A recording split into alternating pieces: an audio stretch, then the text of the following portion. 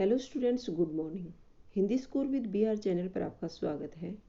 आज मैं आपके लिए लेकर आई हूँ कामायनी महाकाव्य के प्रश्नोत्तर। चलिए स्टार्ट करते हैं। कामायनी महाकाव्य के लेखक कौन हैं? तो कामायनी महाकाव्य के लेखक हैं जयशंकर प्रसाद। इसका तीसरा सर्ग है श्रद्धा सर्ग। तो प्रश्नोत्तर पार्ट 1। कामायनी एक महाकाव्य है तो इसके कुछ क्वेश्चन भी ज़्यादा ही बनेंगे, इसलिए मैं एक फर्स्ट पार्ट लेकर के आई हूँ और कल आपके लिए लेकर आती हूँ सेकंड पार्ट। तो चलिए फर्स्ट पार्ट स्टार्ट करते हैं। क्वेश्चन नंबर 1 है, कामायनी महाकाव्य के लेखक कौन हैं? कामायनी महाकाव्य के लेखक हैं जयशंकर प्रसाद। जयशंकर प्रसाद ने कौन से क्षेत्र में हिंदी को गौरवान्वित किया था? कविता, नाटक, कहानी और उपन्यास के क्षेत्र में जयशंकर प्रसाद ने हिंदी को गौरवान्वित किया है। जयशंकर प्रसाद का जन्म कब और कहाँ हुआ था? 30 जनवरी सन 1889 में वाराणसी उत्तर प्रदेश में हुआ था। जयशंकर प्रसाद की मृत्यु कब हुई थी? 15 नवंबर सन 1837 में हुई थी। जयशंकर प्रसाद के पिता का क्या नाम था? जयशंकर के पिता का नाम था बाबू देवी प्रसाद। नेक्स्ट क्वेश्चन है, जयशंकर प्रसाद को कामायनी पर कौन सा पुरस्कार मिला था? मोस्ट इंपॉर्टेंट क्वेश्चन है। जयशंकर प्रसाद को कामायनी पर मंगला प्रसाद पारितोषिक पुरस्कार मिला था। जयशंकर प्रसाद को किस रूप में जाना जाता है? जयशंकर प्रसाद को छायावादी युग के प्रमुख 4 स्तंभों में से एक प्रमुख कवि के रूप में जाना जाता है। जयशंकर प्रसाद किस सभा के उपाध्यक्ष रहे हैं? मोस्ट इंपॉर्टेंट क्वेश्चन है। जयशंकर प्रसाद नागरिक प्रचारिणी सभा के उपाध्यक्ष रहे हैं। कौन से कवि हिंदी में कामायनी को ताजमहल के समान मानते हैं? मोस्ट इंपॉर्टेंट क्वेश्चन है। सुमित्रानंदन पंत हिंदी में कामायनी को ताजमहल के समान मानते हैं। कामायनी कैसी रचना है? कामायनी एक महाकाव्य है। नेक्स्ट है, छायावाद के ब्रह्मा किसे कहा जाता है? जयशंकर प्रसाद को छायावाद के ब्रह्मा कहा जाता है। श्रद्धा सर्ग कामायनी का कौन सा सर्ग है? श्रद्धा सर्ग कामायनी का तीसरा सर्ग है। कामायनी में कितने सर्ग हैं? कामायनी में 15 सर्ग हैं।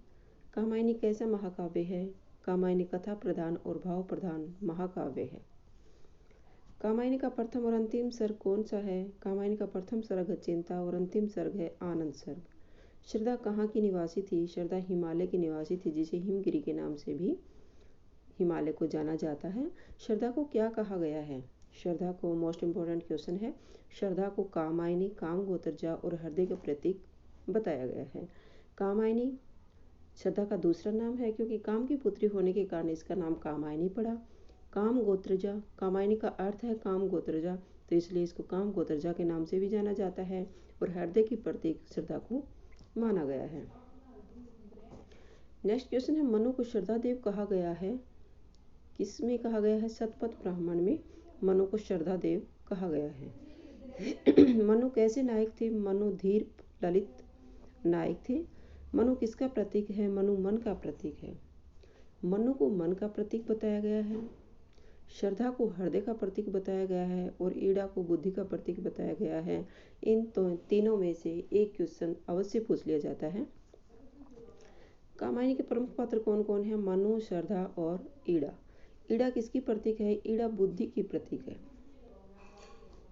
कामायनी में किस दर्शन की पारिभाषिक शब्दावली प्रयुक्त हुई है? कामायनी में प्रत्यभिज्ञा दर्शन की पारिभाषिक शब्दावली प्रयुक्त हुई है।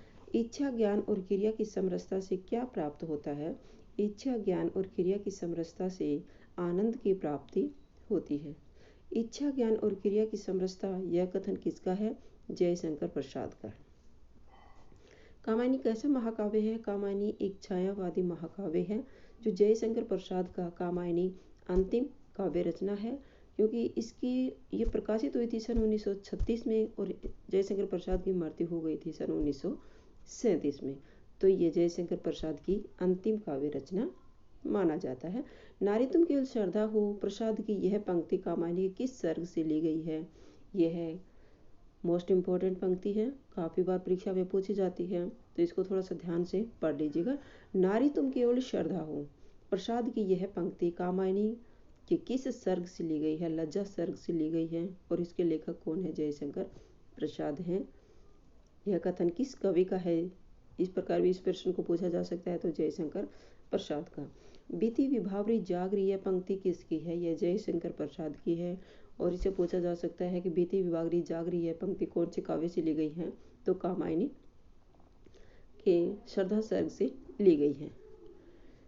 बीती विभागरी जागरी अंबर पनघट में डूबो रही तारा घट उषा नागरी, इस पंक्ति में कौन सा अलंकार है? तो उषा को एक नारी के रूप में चित्रित किया गया है, तो यह मानवीकरण अलंकार है। कामायनी में किस दर्शन का प्रतिपादन किया गया है? मोस्ट इंपॉर्टेंट क्वेश्चन है। कामायनी में शैव मत का प्रतिपादन किया गया है। श्रद्धा और मनु अर्थात मनन के सहयोग से मानवता का विकास रूपक है तो भी बड़ा ही भावमय है, यह कथन किसका है?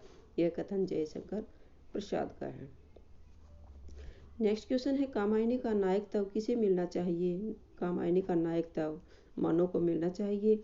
अर्थात ये क्वेश्चन इस प्रकार भी पूछा जा सकता है, कामायनी का नायक कौन है? तो मनु को कामायनी का नायक कहा जाता है और श्रद्धा को कामायनी की नायिका कही जाती है। और कामायनी महाकाव्य का जो शीर्षक कामायनी रखा गया था वह श्रद्धा के दूसरे नाम कामायनी के नाम पर ही इसका शीर्षक पड़ा था, कामायनी। नेक्स्ट है, कामायनी का अथृरी पात्र कौन है? कामायनी का अथृरी पात्र है लज्जा। कामायनी में श्रद्धा को किसकी पुत्री मानी जाती है? कामायनी में श्रद्धा को काम की पुत्री और रति की पुत्री माना जाता है। कामायनी का प्रधान रस कौन सा है? कामायनी का प्रधान रस है श्रृंगार रस। कामायनी के मनु में जल प्लावन की घटना में देव जाति के विनाश के विषय में विचार करते हुए यह निष्कर्ष किस निष्कर्ष पर पहुंचे? मोस्ट इंपॉर्टेंट क्वेश्चन है। देव जाति का इसमें पूछा गया है कि जल प्लावन की घटना से देव जाति का जो विनाश हुआ था वो इसका कारण क्या था? देव जाति में अहंकार आ गया था, अकर्मण्यता आ गई थी और भोग विलास में अधिक समय व्यतीत करने के कारण देव जाति का विनाश होना निश्चित था। नेक्स्ट है, जयशंकर प्रसाद की अंतिम काव्य रचना कौन सी थी? जयशंकर प्रसाद की अंतिम काव्य रचना कामायनी थी और कामायनी में 15 सर्ग हैं। सर्ग को अध्याय भी कहा जाता है। प्रथम सर्ग है इसमें चिंता और अंतिम सर्ग है इसका आनंद सर्ग। चिंता सर्ग सबसे छोटा है और सबसे बड़ा सर्ग है आनंद सर्ग।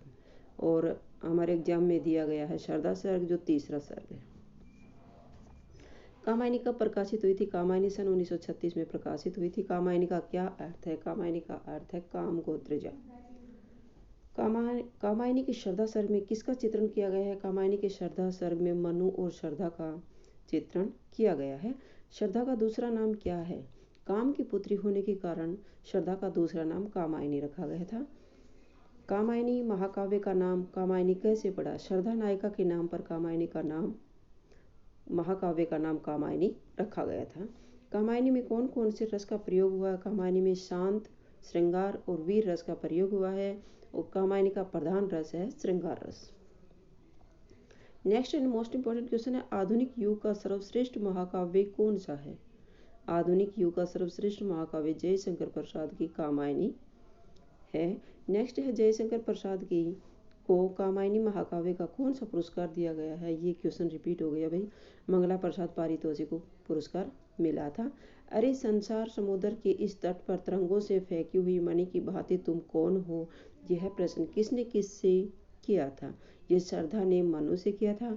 और ये भी पूछा जा सकता है कि ये पंक्ति किस काव्य से ली गई है? तो ये कामायनी से ली गई है। और ये पंक्ति किस कवि की है? तो जयशंकर प्रसाद की है। संसार सागर में कौन सा अलंकार है? संसार सागर में संसार को सागर का रूप दिया गया तो यह रूपक अलंकार है। आनंद प्राप्ति पर प्रसाद ने किस बात पर बल दिया है? आनंद प्राप्ति पर हृदय और बुद्धि की समरसता पर बल दिया गया है। इच्छा, ज्ञान और क्रिया की समरसता पर बल दिया गया है और सुख दुख की समरसता पर बल दिया गया है कि आनंद की प्राप्ति कब होती है? तो जयशंकर प्रसाद ने कहा हृदय और बुद्धि को का समान भाव से, ज्ञान, इच्छा, ज्ञान और क्रिया को समरसता से और सुख और दुख को समान भाव से देखने पर आनंद की प्राप्ति होती है।